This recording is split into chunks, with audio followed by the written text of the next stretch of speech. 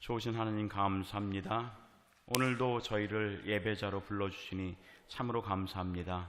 이 시간 우리가 간절한 마음으로 아버지 앞에 나아갑니다. 그리고 부족한 종이 이 귀한 생명의 말씀을 맡았습니다.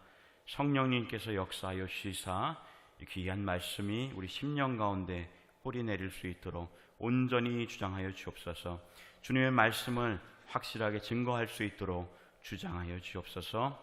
감사하며 예수님의 이름으로 기도합니다. 아멘.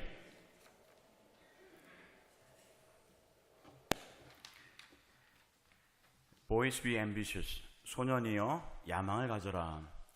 한국 사람들에게 잘 알려진 영어 표현 가운데 아마 10손가락 안에는 들어가지 않을까라고 생각을 합니다.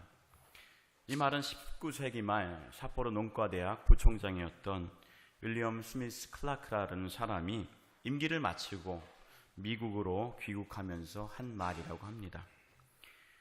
그를 전송해준 10여 명의 일본인 학생들에게 남겨준 말이라고 합니다.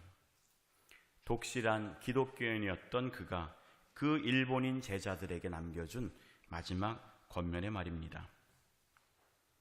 그런데 사실 Boys be ambitious, 소년이여 야망을 가져라 라는 이 짧은 한 문장만을 그가 일본인 제자들에게 말한 것은 아닙니다. 그가 남긴 권면의 말 가운데 유독 이 부분만을 발췌해서 사람들이 인용하기 시작한 것이라고 합니다. 원래 그가 말한 전체 문장, 전문의 내용은 다음과 같습니다. 소년이여 야망을 가져라. 돈이나 자기를 드높이기 위해서나 명성이라고 부르는 덧없는 것을 위해 야망을 가지지 말고 사람으로 마땅히 되어야 하는 것을 성취하기 위해서 야망을 가져라. 여러분들은 어떠신지 모르겠습니다. 저는 이 표현을 종종 듣고 또 학창시절 영어 문법책 등에서 자주 보았음에도 저는 이 Boys be ambitious의 의미를 지금껏 원래 메시지와 상반되게 생각해 왔습니다. 오히려 돈이나 명성을 위해서 야망을 가지라는 것으로 저는 생각했었습니다. 그도 그럴 것이 제 학창시절에는 이 Boys be ambitious란 이 말이 너나 할 것 없이 성공지향적인 삶, 목표지향적인 삶을 주도하는 슬로건처럼 여겨졌기 때문입니다. 어떤 세상적 야망을 품지 않는 자는 마치 루저처럼 여겨지던 문맥에서 이 말이 많은 사람들 사이에 회자됐던 것 같습니다. 정상적인 사람이라면 그 누구라도 그 무엇을 성취하기 위한, 무엇이 되기 위한 야망을 반드시 품어야 한다라는 논리가 당시에는 지배적이었던 것 같습니다. 최소한 제 기억으로는 그렇습니다. 물론 세상에서 무엇이 되고 무엇을 성취하는 목적 지향적인 삶이 반드시 나쁘다고 말하는 것은 아닙니다.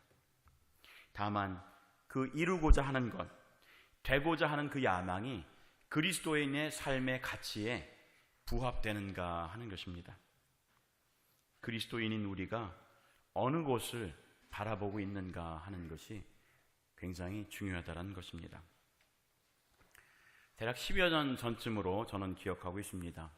한국교회에서도 마치 성공을 위한 경영 처세서처럼 어떤 목표 지향적 관점의 신앙서적들이 유행했던 적이 있었습니다. 또한 그 책들 가운데 어떤 특정 책은 너무 인기가 높아서 많은 교회에 큐티 대용으로 사용되기도 했습니다.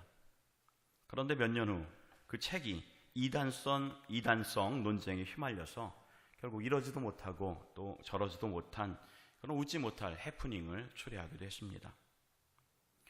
물론 제 개인적 경험에 국한될 수도 있겠지만 제가 중고등학교 시절 또는 다른 교회에서 고등부를 섬겼을 때를 생각해 보면 청소년들을 위한 간증 섭외 대상 1순위는 언제나 성공한 크리스천들이었던 것 같습니다. 성공한 기업가, 성공한 의사, 성공한 변호사 등이었습니다.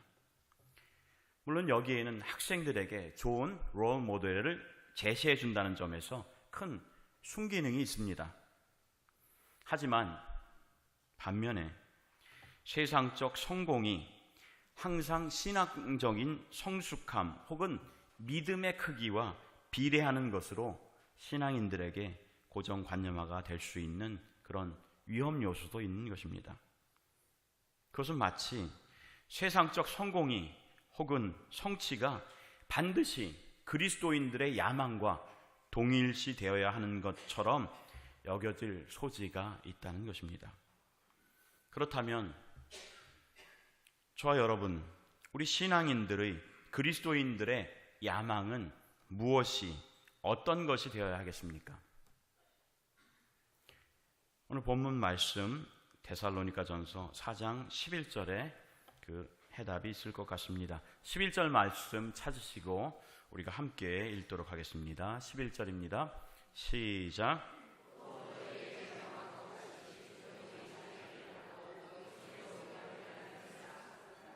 네, 오늘 저와 여러분들이 읽은 한글 개역 개정 성경에는 문장 끝에 뭐뭐 하기를 힘써라 라고 표기되어 있지만 주요한 영어 성경들은 이렇게 표현하고 있습니다.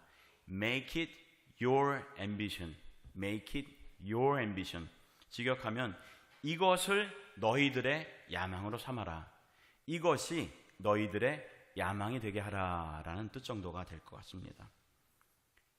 그렇습니다. 바울은 데살로니가 교회 교인들에게 그들이 그리스도인으로서 이 땅의 삶 속에서 마땅히 품어야 될 야망에 대해서 말해주고 있는 것입니다. 조금 전 여러분들이 읽은 11절 말씀을 제가 표준세 번역으로 한 번 더 읽도록 하겠습니다. 그리고 우리가 여러분에게 명령한 대로 조용하게 살기를 힘쓰고 자기 일에 전념하고 자기 손으로 일을 하십시오. 바울은 교인들에게 신앙인들이 지향해야 될 야망에 관해서 세 가지를 말하고 있습니다. 첫 번째로 조용히 살기를 힘쓰고, 두 번째로 자기 일에 전념하고, 세 번째로는 자기 손으로 일을 하십시오 라고 말합니다. 바울은 이 세 가지를 너희의 야망으로 삼아라 라고 말합니다. Make it your ambition. 너희의 야망이 되어야 한다라는 것입니다.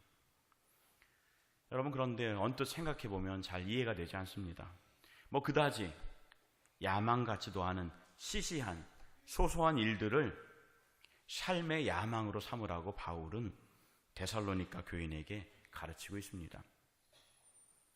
물론 이 권면에는 당시 그 교회가 직면해 있던 상황이 반영된 것일 수 있습니다. 당시에 팽배해 있던 임박한 종말론으로 인해서 많은 교인들이 생애업을 팽개쳤던 것 같습니다. 종말론에 이단 사상에 동요돼서 갈 바를 알지 못하던 교인들이 아마 이리저리 흔들렸을 것입니다. 그렇게 바울은 말씀을 통해서 차분하게 자기 중심을 지키면서 일상의 매일의 삶 가운데 평온함을 유지할 것을 권면할 것일 수도 있습니다. 하지만 당시의 이 같은 상황을 감안하더라도 본문의 이 말씀은 오늘을 살고 있는 저 여러분들에게도 동일하게 적용되는 말씀입니다. 이것들이 저와 여러분들의 야망이 되어야 합니다. 그렇다면 이같이 별로 대단해 보이지 않는 일들이 우리 주 예수 그리스도 안에 있는 저와 여러분들의 야망이 되어야 할까요? 그 가장 중요한 이유는 바로 12절에 나와 있습니다. 12절을 한번 찾아보겠습니다. 12절 찾고 읽도록 하겠습니다. 시작.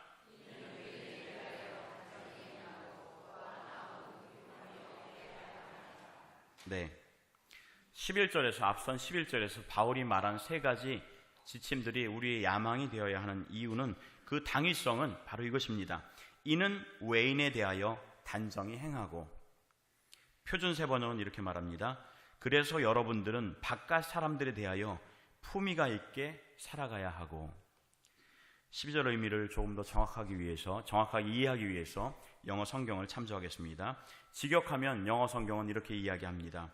그렇게 함으로써 너희들의 매일의 삶이 바깥 사람들의 존경을 얻기 위함이다 입니다. 여러분, 물론 바깥 사람들은 누구겠습니까? 그리스도 밖의 사람들, 신앙이 없는 사람들을 말하는 것입니다.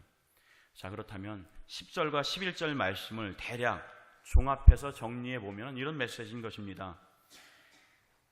데살로니가 교인들아, 너희는 조용히 살기를 힘쓰고 자기 일에 전념하고 자기 손으로 일을 하는 것을 너희들의 야망으로 삼아라. 왜냐하면 너희가 그렇게 함으로써 너희의 일상의 삶의 모습을 통하여 우리 주 예수 그리스도를 믿지 않는 이들이 너희들을 존경하게 될 것이다 라는 것입니다.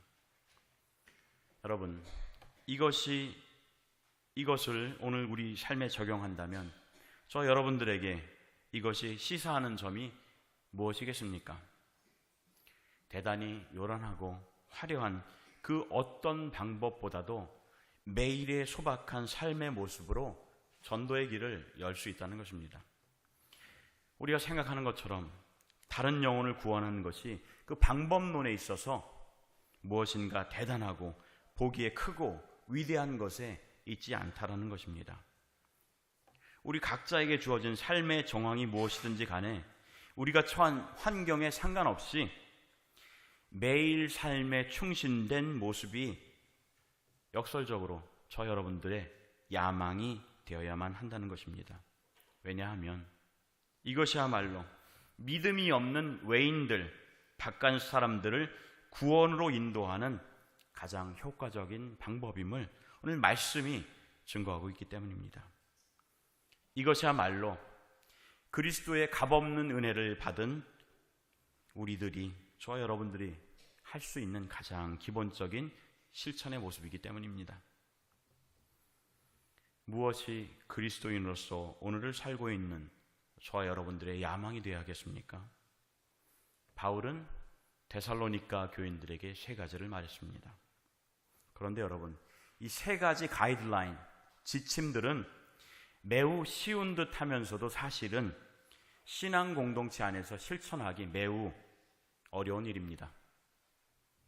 물론 언제나 그런 것은 아니지만 때로는 신앙 공동체 안에서 나를 화려하게 드러내고 싶은 경우가 있습니다. 때로는 이런저런 일에 참견도 하고 싶고 또한 무엇인가 가시적인 것을 성취해서 자기 만족을 느끼고 싶을 때도 있습니다. 사람들의 칭찬도 받고 싶고 스파트라이트도 받고 싶은 경우가 분명 신앙 공동체 안에 있습니다. 그렇기 때문에 이 세 가지의 가이드라인들은 그 기반이 단단한 신앙 공동체가 아니라면, 기본기가 튼튼한 신앙 공동체가 아니라면 받아들이기 매우 어려운 일입니다. 그런데 바울은 이 지침들을 데살로니가 교회에게 권면하고 있습니다. 생각해 보기 원합니다. 여러분, 그럼 당시에 데살로니가 교회는 어떤 곳이었을까요? 그 교회는 어떤 상황이었을까요? 사실 데살로니가 교회는 당시 그렇게 기반이 외면적으로 그렇게 든든한 교회는 아니었습니다. 바울이 마게도니아 지역 2차 선교 여행을 하면서 빌립보 교회에 이어서 두 번째로 개척한 교회였습니다. 바울이 말씀을 증거하였고 많은 회심자들이 나타났습니다. 그리스인들, 헬라인들이 많이 회심하게 됐습니다. 그런데 안타깝게도 바울의 데살로니가 전도 사역은 몇 개월 지속되지 못하게 됩니다. 그것은 복음에 대해서 적대적이었던 그곳에 있던 유대인들의 극심한 박해 때문이었습니다. 이들의 박해로 그곳에 더 이상 머물 수 없었던 바울은 베레아로 피신합니다. 그러자 이 적대적인 유대인들이 그곳까지 쫓아옵니다. 그래서 아덴으로 또 피신을 합니다. 여러분, 그러니 어떻겠습니까? 목양 도중에 어쩔 수 없이 데살로니가를 떠나온 바울은 이제 막 생겨난 신생교회 데살로니가 교회가 염려돼서 견딜 수 없었을 것입니다. 고민하고 걱정하던 중에 데살로니가에 파송되었던 디모데가 돌아옵니다. 바울에게 돌아와서 소식을 전합니다. 근데 바울의 우려와는 다르게 디모데가 가져온 소식은 대체로 기쁜 소식이었습니다. 바울이 염려했던 바와는 다르게 그 교회 성도들은 주의 재림을 환난 중에서도 고대하며 꿋꿋하게 신앙을 지켰던 것입니다. 그뿐만 아니라 사랑의 실천에 있어서도 굉장히 적극적이었다는 것입니다. 사랑이 풍성했다는 것입니다.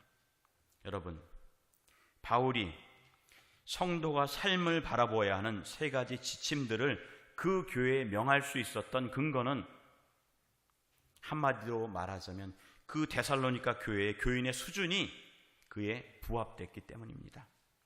그 지침들을 충분히 받아들일 만큼 그 신앙 공동체 기본기가 단단했던 것입니다. 바울이 직접 가르친 지 얼마 되지 못하였고 교회가 외면적으로 설립된 지 얼마 되지 못했지만 데살로니가 교회는 바울이 명하는 야망을 품을 수 있을 만큼, 더 나아가서 실천할 수 있을 만큼 단단했다는 것입니다. 그럼 이 교회가 신생신앙 공동체임에도 불구하고 어떤 요소에 그리 강점이 있었는지 말씀을 통해서 찾아보기 원합니다. 9절 10절 말씀 찾으시고 9절 10절 말씀 읽도록 하겠습니다. 시작.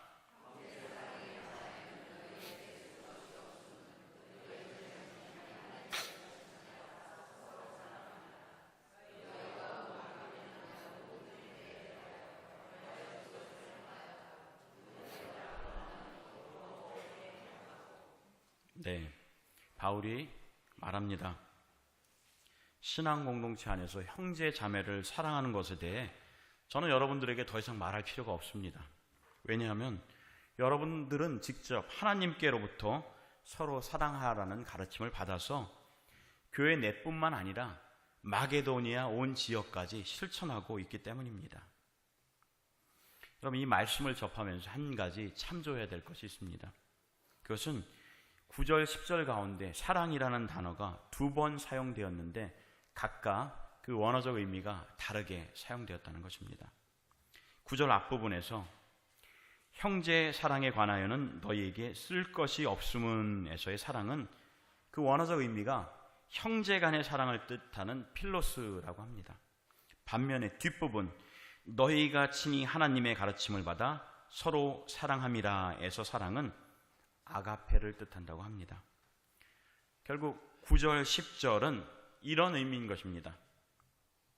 오늘 본문에서, 오늘 서신에서 바울이 그 교인들에게 형제 간의 필로스적인 사랑을 말할 필요가 없는 이유는 그 교회 교인들이 이미 그 수준을 뛰어넘었기 때문입니다. 그 수준을 뛰어넘어서 직접 하나님의 가르치심을 받아서 아가페적인 사랑을 실천하고 있었다는 것입니다. 그리고 그 사랑의 실천이 교회의 내부뿐만 아니라 마케도니아 온 지역에 실천하고 있었다는 것입니다. 여러분, 이것이 이 교회의 강점이었습니다. 그렇기 때문에 역설적으로 오히려 너무 하찮아서 품기 어려운 이 세 가지 지침들을 바울이 너희들의 야망으로 삼으라라고 명할 수 있었던 것입니다. 바울이 씨를 뿌렸지만 하나님께서 직접 가르쳐 주셔서 이들은 성령 충만해서 아가페적인 사랑을 실천하는 공동체를 이미 만들었던 것입니다. 그렇기에 바울은 그들의 이런 강점을 바탕으로 11절에서 언급된 세 가지 가이드라인을 너희의 야망으로 품으라고 자신 있게 권면할 수 있었던 것입니다. 왜냐하면 너무 소소해 보이는 이 야망은 데살로니가 교회 교인들이 보여준 이런 사랑이 바탕이 되지 않는다면 결코 실천할 수 없는 것이기 때문입니다.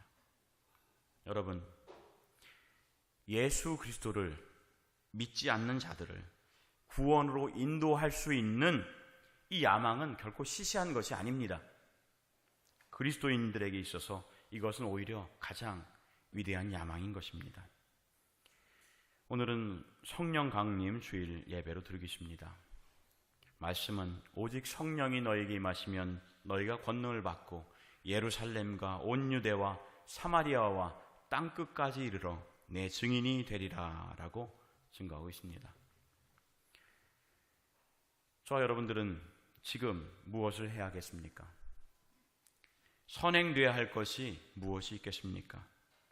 우리 각자의 삶을 바라보면서 그리스도인으로서 어떤 야망을 품어야겠습니까? 오늘 함께 나눈 이 본문 말씀을, 이 질문들을 우리 각자의 삶 가운데 적용할 수 있기 원합니다. 매주 예배 가운데 우리를 변화시키고 신앙 공동체를 변화시키는 것은 그 주체는 하나님이시라는 쉽고 단순한 진리를 우리가 간과하는 것은 아닌지 돌아보기 원합니다. 우리 신앙 공동체의 여정 가운데 때로는 너무 결과 중심적인, 너무 목표 중심적인 지금 즉시의 가시적 결과들을 기대하고 나아가는 것은 아닌지 함께 자문해 볼 수 있기 원합니다. 여러분, 다시 묻고자 합니다. 우리는 무엇을 먼저 해야 될까요? 우리에게 선행되어야 될 것은 무엇이 있겠습니까?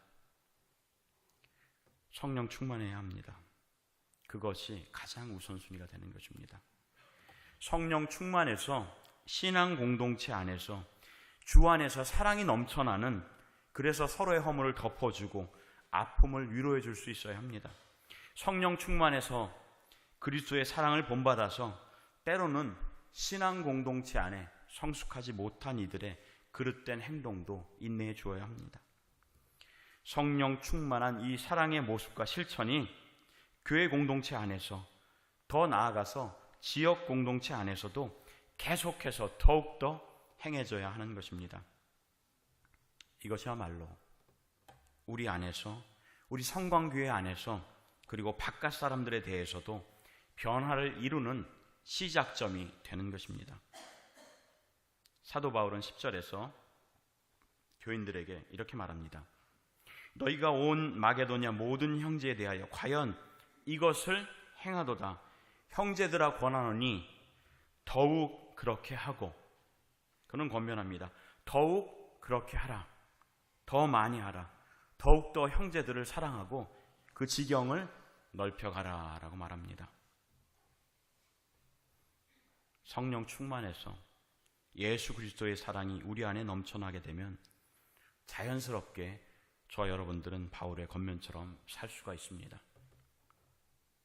조용하게 살기를 힘쓰고 자기 일에 전념하고 자기 손으로 일을 하는 전혀 야망 같지 않은 이 야망을 우리는 어렵지 않게 우리 중심 가운데 품을 수 있는 것입니다. 여러분, 오늘 본문이 위치해 있는 데살로니가 전서 4장의 가장 처음 1절을 보면 이렇게 기록되어 있습니다. 너희가 마땅히 어떻게 행하며 하나님께 기쁘시게 할 것을 우리에게 받았으니 곧 너희 행하는 바라. 더욱 많이 힘쓰라. 바울은 말합니다. 너희가 이미 알고 있다. 너희들이 어떻게 행하여야 하나님께서 기뻐하시는 것을 알고 있지 않느냐. 그러니 더욱더 노력하고 하나님을 기쁘시게 하는 일들을 행하라 라고 말합니다. 여러분, 우리 각자의 삶의 모습을 바라보면서, 그리고 우리가 함께하는 이 성광교회 신앙 공동체를 바라보며 오늘 말씀처럼 하나님을 기쁘시게 하는 삶을 살 수 있도록 함께 노력하기 원합니다. 여러분, 우리 중심이 어디 있어야 되겠습니까? 우리의 야망이 무엇이 되어야 하겠습니까? 오늘 본문이 위치한 그 바로 뒷부분, 즉 13절에서 18절까지는 주의 재림, 주의 강림과 죽은 자들의 부활에 대해서 이야기하고 있습니다. 이 땅에서 우리의 시간이 끝날 때 그리스도인들에게 약속된 것을 분명하게 말하고 있습니다. 한정된 이 땅의 시간 가운데 여러분, 정말 나만 영화롭게 하시겠습니까? 내 부귀영화, 사리사욕만 추구하시겠습니까? 여호와 하나님을 영화롭고 기쁘시게 하는 것이 우리의 중심이 되어야 합니다. 이 땅에서 우리의 야망이 온전히 하나님을 영화롭게 하는 일에 맞춰주기 원합니다. 참으로 소박한 우리 매일의 삶이 참으로 소박한 우리 매일의 충성된 삶의 모습이 하나님을 기쁘시게 할 수 있기 원합니다. 예수 그리스도의 사랑이 넘쳐나는 소박한 삶의 모습으로 우리 각자를 단련하고 또한 많은 이들을 구원의 길로 인도할 수 있는 저와 여러분들 되기를 간절히 축원합니다. 기도하겠습니다. 아버지 하나님, 이 시간 부족한 종이 또 주님의 귀한 말씀을 맡았습니다. 성령의 역사하심이 부족한 사람의 입술에 있게 마시옵시고 성령님께서 이 시간 각 심령들을 주장하여 주옵소서. 은혜를 주시옵고 평안을 주시옵고 결단의 자리까지 나아갈 수 있도록 역사하여 주시옵소서. 감사하며 예수님의 이름으로 기도드립니다.